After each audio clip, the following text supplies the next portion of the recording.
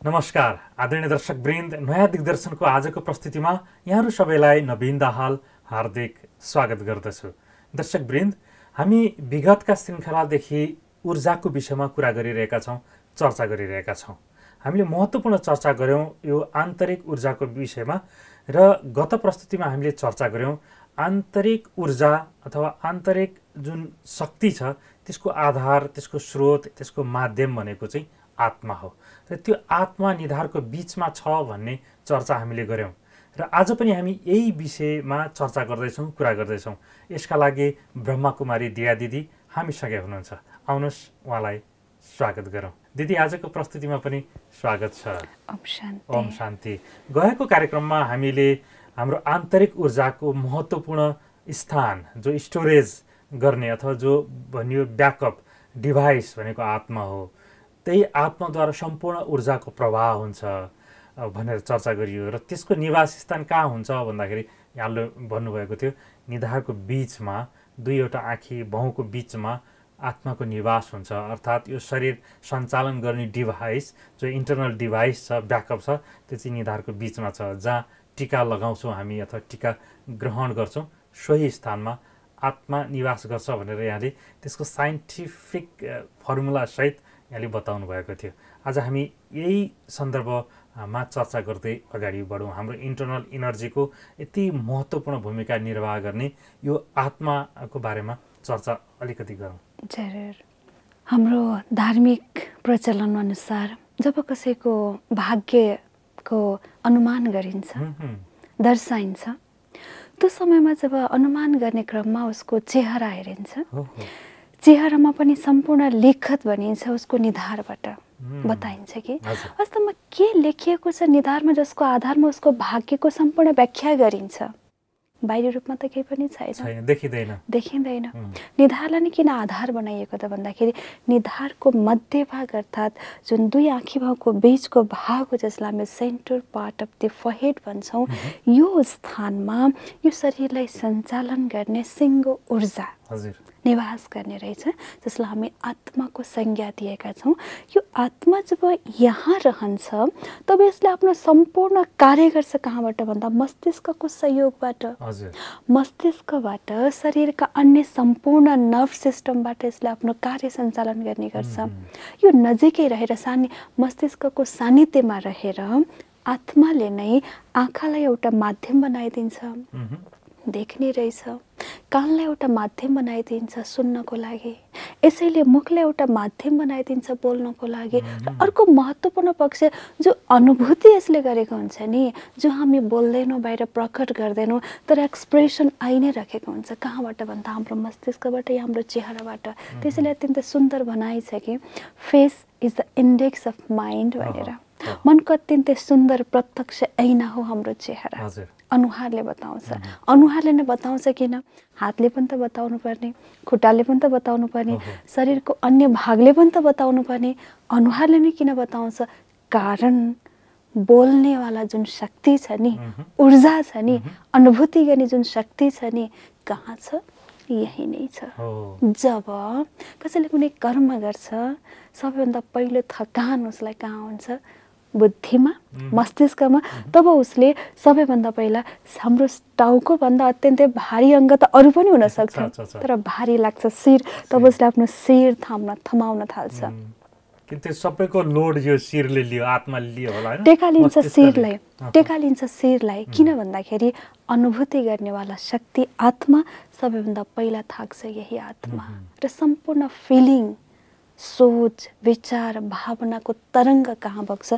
हाम्रो मस्तिष्कमा। यही नै बग्ने भएको हुनाले भारीपनाको महसुस सबैभन्दा पहिले व्यक्तिलाई टाउको दुख्छ। टाउको दुख्नुको कारण चिन्तनको जब वेव्स, विचारको जब तरङ्ग जब बढ्दै जान्छ नि, हाम्रो शरीरका एक एक नसाले त्यसलाई थेग्न सक्दैन नि, तब शिर भारी हुन थाल्छ त समयमा। त्यसैले यस अर्थमा पनि हामी बताउन सक्छौँ कि आत्माको मूल निवास स्थान हो centre part of the forehead.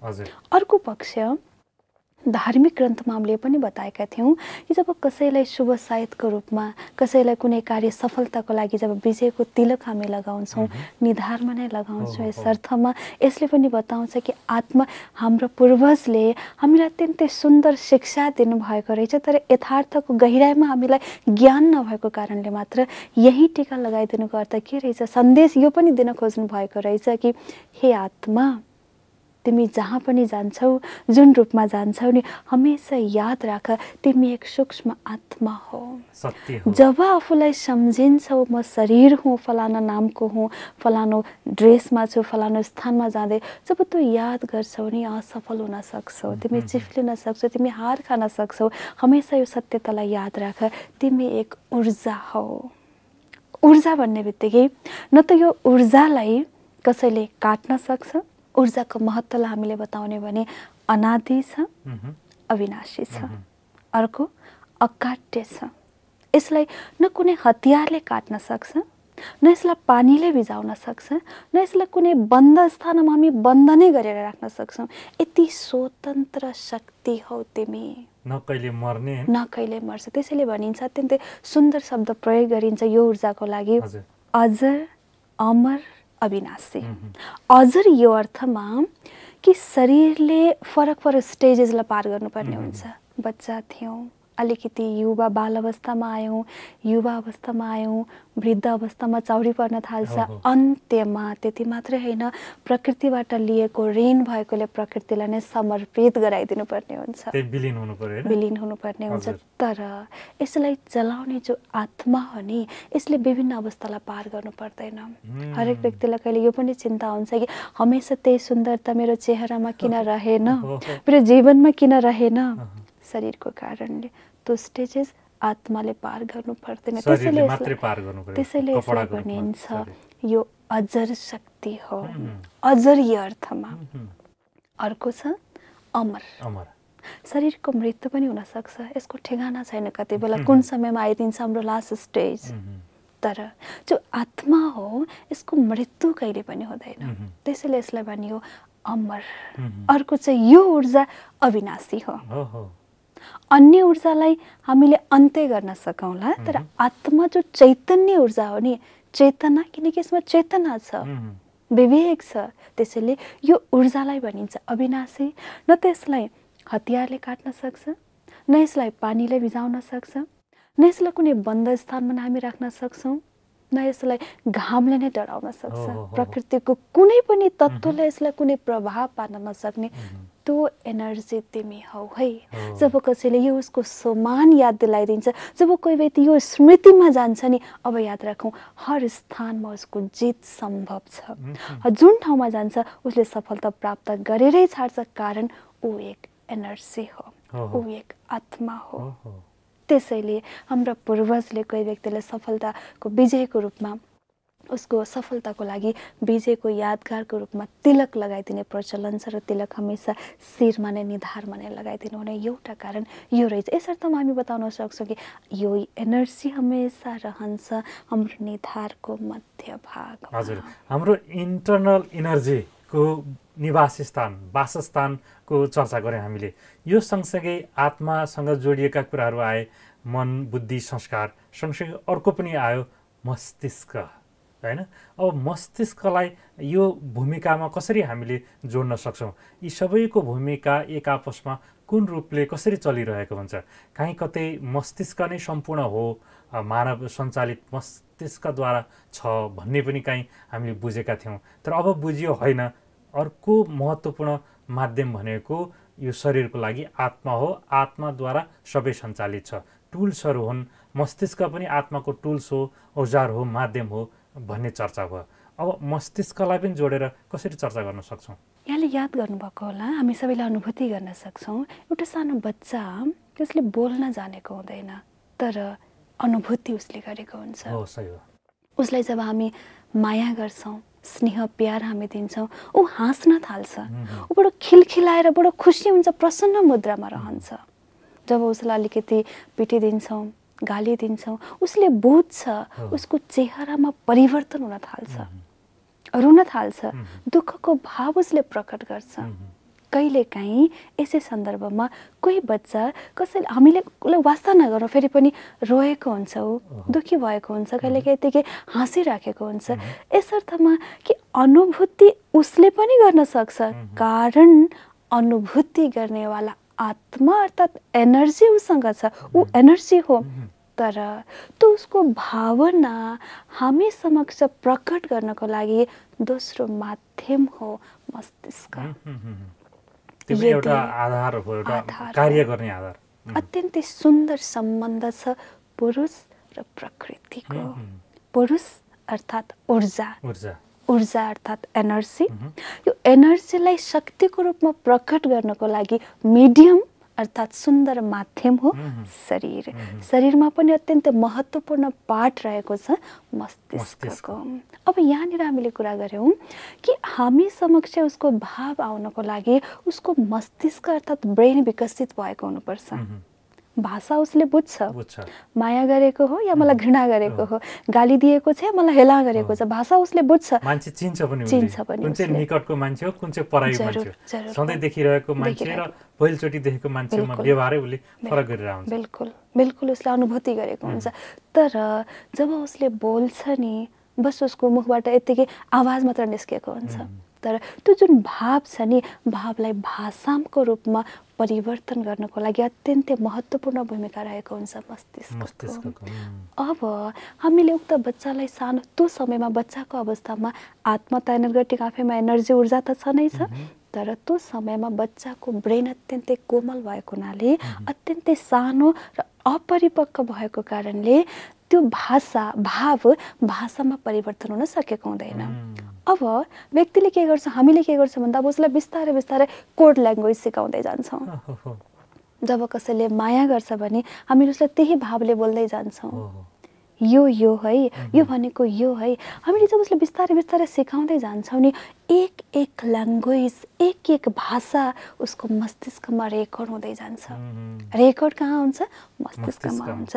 जब ऊ बढ्दै जान्छ, शरीरको वृद्धि हुँदै जान्छ, वृद्धि हुने क्रममा बिस्तारै बिस्तारै भाव त अलरेडी पहिला पनि थियो, अब त्यो भावलाई बिस्तारै बिस्तारै उसले आफ्नो तोते भाषामा मस्तिष्कमा रेकर्ड भएको कोड ल्याङ्ग्वेजको आधारमा अब प्रकट गर्छ। आमा कसलाई भन्ने त, जसले उसलाई हमेसा काखमा लिएको हुन्छ, हमेसा उसको ध्यान राखेको हुन्छ, अब कसैलाई बताइदिन्छ यो तिम्रो आमा हो है। सानो बेला एकैचोटि उसले आमा भन्दैन, हामी उसलाई कोड ल्याङ्ग्वेज दियौँ कि सी इज योर मदर, यो तिम्रो आमा हो है। कारण उहाँले जुन माया प्यार हमेसा तिमीलाई गर्नुभएको छ नि, काखमा लिनुभएको छ, हर दिनको रेख्दै गर्नुभएको छ नि, गर्नेवाला को हो? तिम्रो आमा हो। अब उसले के सिक्यो? ऊ मेरो आमा हो। जब ठुलो हुन्छ, बढ्दै जान्छ, उसले आफ्नो आमाप्रतिको जब कुनै भाव प्रकट गर्नुपर्ने हुन्छ, बोल्न खोज्छ, पहिला बोल्छ उसले बिना शब्दको। बच्चाको भाव हामी सुन्छौँ बिना शब्दको हुन्छ, अर्थात् हामीलाई बुझ्न मुस्किल पर्छ। अब उसले कोड ल्याङ्ग्वेजमा आफ्नो भाव प्रकट गर्छ कि आमा। एउटा ल्याङ्ग्वेज हामीले सिकायौँ। यस्तै प्रकारले अनेकौँ शिक्षा, अनेकौँ ल्याङ्ग्वेज, कोड ल्याङ्ग्वेजको रूपमा जो हामी उसलाई सिकाउँदै जान्छौँ, उसको मस्तिष्कमा सूक्ष्म रूपमा रेकर्ड भएको हुन्छ। त्यही रेकर्डलाई आत्माले, उक्त एनर्जीले आफ्नो भावलाई रेकर्डेड भावको रूपमा उसले जब प्रकट गर्छ एज अ कोड ल्याङ्ग्वेजको रूपमा, यो कार्य गर्नको लागि हामीलाई मद्दत गर्छ मस्तिष्कले। त्यसैले मस्तिष्क एउटा मिडियम भयो, माध्यम भयो। माध्यमबाट भाव प्रकट गर्नेवाला मकोमक्ष आत्मा अर्थात् एनर्जी अलग भयो। यो मन, बुद्धि, संस्कार, मस्तिष्क र आत्मा चारैवटाको अब चेन कार्य प्रक्रिया कसरी हुन्छ? एक आपसको सम्बन्ध कस्तो हुन्छ? हजुर, बोल्न त मैले सक्छु, तर मैले प्रयोग गर्ने स्पिकर, माइक बिग्रेको छ भने मेरो आवाज पुग्दैन? जरुर पुग्दैन। ड्राइभिङ गर्ने तरिका मलाई राम्रोसँग थाहा छ, तर मैले चलाउनेवाला गाडी बिग्रेको छ भने म गन्तव्यमा पुग्न सक्छु? सकिँदैन, जरुर पुग्दिनँ। त्यो गन्तव्यमा पुग्नको लागि एक त मलाई ज्ञान हुनु पर्यो, कसरी मैले ड्राइभिङ गर्ने, कुन ठाउँमा ब्रेक, कहाँनिर मैले गाडी स्मुथली लैजानु पर्ने हो। अर्कोतर्फ मैले प्रयोग गर्ने गाडीको एक एक पार्ट सही हुनु पर्यो, ठिक हुनु पर्यो, तब मात्रै म सही तरिकाले सही समयमा गन्तव्यमा पुग्न सक्छु। त्यस्तै प्रकारले जीवनमा एनर्जीका आफ्नो सम्पूर्ण क्वालिटीलाई जीवनमा प्र्याक्टिकल रूपमा धारण गर्नको लागि हामीलाई प्रयोग भएको गिफ्ट पाएको जुन शरीर छ नि, यसका एक एक भाग पनि त्यही तरिकाले सही अर्थात् एक्युरेट ठिकठाक हुनु अत्यन्तै जरुरी छ। त्यसैले शरीर बिना ऊर्जाको कुनै भ्यालु रहँदैन। बाह्य ऊर्जा र भित्री ऊर्जाको सन्तुलन हुनु पर्यो। सन्तुलन। शरीर बिना आन्तरिक ऊर्जाको प्रकट जबसम्म प्रकट हुँदैन तबसम्म कुनै भ्यालु हुँदैन। हावा त पहिला पनि त थियो, सूर्य त पहिला पनि त थियो। जब यसलाई प्रयोगमा ल्याइयो नि अनेक सोलर एनर्जीको रूपमा, तब यसको महत्त्व अझै बढ्दै गयो। त्यस्तै प्रकारले हामी सबै ऊर्जा हौँ, तर ऊर्जालाई प्र्याक्टिकल रूपमा ल्याउनको लागि मिडियम के बन्दियो त शरीर बन्दियो। ऊर्जासँग ज्ञानको क्षमता छ। अब ज्ञानलाई यहाँ समक्ष ल्याउनको लागि मलाई के चाहियो? शरीर चाहियो। शरीरसँग अत्यन्तै स्वस्थ मस्तिष्क चाहियो, मुख चाहियो। त्यही प्रकारले हरेक शरीरका एक एक शरीरका कर्मेन्द्रिय मेरो सही हुनु पर्यो। आत्मासँग प्रेमको शक्ति छ, जरुर छ। हरेक आत्मासँग अन्तर्ने। अब त्यो प्रेम प्रकट गर्नको लागि मलाई बोल्नको लागि मुख चाहियो, भाइब्रेसन्स दिनको लागि दृष्टिद्वारा प्रदान गर्नको लागि मलाई त्यही किसिमको आँखा चाहियो। शान्ति मसँग छ। शान्तिको भाव, शान्तिको शिक्षा, शान्तिको सन्देश दिनको लागि मलाई माध्यम के चाहियो? शरीर चाहियो। यस अर्थमा आत्माले आफ्नो सम्पूर्ण क्वालिटी प्रदर्शन गर्नको लागि अत्यन्तै सुन्दर माध्यम हो हाम्रो शरीर। त्यसैले बिना शरीरको आत्माको कुनै मूल्य रहँदैन भने आत्मा बिनाको फेरि शरीरको कुनै भ्यालु रहँदैन, मूल्य रहँदैन। यस अर्थमा त्यो समयमा यो शरीरलाई भनिन्छ डेड बडी, अर्थात् मुर्दा हो। डेड बडीमा के छैन? आँखा छ, कान छ, मुख छ, नाक छ, सम्पूर्ण पार्ट छ। तर त्यो समयमा हामी डेड बडी किन भनिदिन्छौँ? कर्म गर्नेवाला मालिक त्यहाँ छैन, आत्मा छैन, आत्मा छैन, ऊर्जा छैन, चैतन्य शक्ति छैन। त्यसैले अत्यन्तै सुन्दर अनुनाश्रित सम्बन्ध छ आत्मा र शरीरको बिचमा। सँगसँगै आत्मासँगै रहेको मन, बुद्धि र संस्कार, मस्तिष्क यी सँगसँगै एकसाथ काम गर्छन् हैन। एकसाथ उनीहरूको सहकार्यले सम्पूर्ण एउटा शरीरले प्रोपरली काम गरेको हुन्छ। जब एउटाको अवस्था बिग्रिन्छ अनि अर्कोलाई प्रभाव पर्छ हैन। ट्रेनको डिब्बामा जब एउटा पार्ट बिग्रिन्छ नि, स्वाभाविक यसको असर अर्को डिब्बामा पर्न जान्छ। चेनमा पनि जब बीचमा एउटा चेन खण्डित हुन्छ नि, सिङ्गो डोरी बिग्रिन पुग्छ। त्यस्तै प्रकारले आपसमा अत्यन्तै अनुनाश्रित सम्बन्ध छ। ऊर्जा प्रकट हुन्छ मन, बुद्धि, संस्कारको माध्यमबाट। अब यसलाई पनि स्थानमा पुर्याउनको लागि फिजिकल डिभाइस भनेको हाम्रो फिजिकल बडी भयो, शारीरिक माध्यम भनेको हाम्रो शरीर भयो, मस्तिष्क भनेको शरीरको अत्यन्तै महत्त्वपूर्ण पार्ट भयो, जसले हरेक सूचनालाई ल्याउने लैजाने कार्य गर्छ शरीरका। अब मस्तिष्कको सम्बन्ध फेरि हाम्रो शरीरका अन्य साना साना नसाहरूसँग, अन्य साना साना नर्भ सिस्टमसँग रहेको छ। यस अर्थमा यी सम्पूर्ण कर्मेन्द्रियको आपसमा अत्यन्तै सुन्दर संयोजन र तालमेलबाट बनेको एउटा सिङ्गो शरीर र आत्मा र शरीरको बीचको सन्तुलनले नै मानवलाई आज एक सिङ्गो जीवात्मा, चैतन्य आत्माको रूपमा परिचित गराएको छ। यसलाई अझै अलिकति चर्चा गरौँ। मन, बुद्धि, संस्कार र मस्तिष्कसँगको अलिकति चर्चा गर्नु मन लाग्यो अझै। जस्तै सबैभन्दा पहिला क्रिएसन भयो मनबाट, उसले सृजना गर्यो। त्यसपछि बुद्धिलाई सोध्यो, बुद्धिले डिसिजन दियो, निर्णय दियो। अब कार्य गर्ने कसले? संस्कारले। संस्कारले पनि मस्तिष्कद्वारा अनि शरीरका माध्यमहरूद्वारा गर्ने हो कि बिना मस्तिष्क संस्कारले कार्य गर्छ? यो संस्कार पछिको अवस्थाको कस्तो रहन्छ भूमिका? अब यसमा के हुन्छ भने हामी यसरी हेरौँ, एनर्जी आत्मा एक ठाउँमा छ, यो इटर्नल हो, अनन्त छ, अनादि छ, अविनाशी छ, ऊर्जा हो, जोसँग के छ? सत्व प्रधानता छ, 7वटा गुणले यो भरपूर छ। अब यो एनर्जीलाई विभिन्न रूपमा त प्रकट त हुनु पर्यो। एनर्जी भन्ने बित्तिकै एउटा मात्र एनर्जी होइन, हरेक गुणको एउटा संयोजन हो आत्मा। हामीले बतायौँ सुख, शान्ति, ज्ञान, शक्ति, पवित्रता, अरू ती सम्पूर्ण गुण जब प्र्याक्टिकलमा आउँदैन तबसम्म एनर्जीको कुनै भ्यालु रहँदैन, मूल्य रहँदैन। प्रयोगमा आउनु पर्यो। प्रयोगमा आउनको लागि अत्यन्तै महत्त्वपूर्ण र सुन्दर माध्यम भनेको हाम्रो शरीर हो। यस अर्थमा मस्तिष्कमा कुन समयमा आउँछ भन्दाखेरि जस्तो भनिन्छ जब जब शरीरको वृद्धि र विकास हुँदै जान्छ त्यही क्रममा मस्तिष्कको पनि बिस्तारै बिस्तारै डेभलपमेन्ट विकास भएको हुन्छ। आत्मा अलरेडी आफैमा चैतन्य छ, एनर्जी आफैमा पर्फेक्ट छ, यसलाई हामीले बनाइराख्नु पर्दैन, आफैमा पर्फेक्ट छ। पर्फेक्ट एनर्जीलाई प्रकटमा ल्याउनको लागि हामीलाई चाहियो भाषा चाहियो, तरिका चाहियो, कोड ल्याङ्ग्वेज जसलाई हामीले बताएको त्यो चाहियो। यसर्थमा त्यो अत्यन्तै गतिलो माध्यम भनेको हाम्रो मस्तिष्क भयो। अब मैले प्रयोग गर्ने मस्तिष्क अत्यन्त अपरिपक्व छ भने ममा सुन्दर भाव हुँदाहुँदै पनि मैले त्यो भावलाई सुन्दर ढङ्गले प्रकट गर्न सक्दिनँ, कारण मेरो मस्तिष्क परिपक्व बनेको छैन। हजुर, अत्यन्त सुन्दर। आज पनि हामीले यही आन्तरिक ऊर्जाको विषयमा महत्त्वपूर्ण चर्चा गऱ्यौँ। धेरै सन्दर्भको चर्चा आन्तरिक ऊर्जाको विषयमा हामीले चर्चा गर्ने क्रममा थाहा पायौँ। आगामी प्रस्तुतिमा फेरि हामी यो चर्चालाई निरन्तरता दिनेछौँ। आजको लागि यो समय दिनुभयो, धेरै धन्यवाद। ओम शान्ति। आदरणीय दर्शकवृन्द, हामीले आन्तरिक ऊर्जाको विषयमा कुरा गरिरहेका छौँ। बाह्य ऊर्जाको चर्चा गर्न बाँकी नै छ, आन्तरिक ऊर्जाको चर्चा गर्न अझै पनि केही बाँकी छ। आज हामीले चर्चा गऱ्यौँ यो आन्तरिक ऊर्जाको महत्त्व र अवस्था कस्तो रहन्छ, जस्तै मन, बुद्धि, संस्कार, त्यसपछि मस्तिष्क र त्यसपछि शरीर, बाह्य प्रभाव र यसको मूल आधार डिभाइस भनेको चाहिँ आत्मा हो भन्ने विषयमा यही घुमेफिरी हामीले चर्चा गऱ्यौँ, कुरा गऱ्यौँ। आगामी प्रस्तुतिमा फेरि हामी यही ऊर्जाको बारेमा हामी कुरा गर्नेछौँ, चर्चा गर्नेछौँ। यहाँहरू सबैलाई आगामी प्रस्तुति हेर्नको लागि आग्रह गर्दै नवीन दाहाल आज पनि बिदा हुन्छु। नमस्कार, धन्यवाद।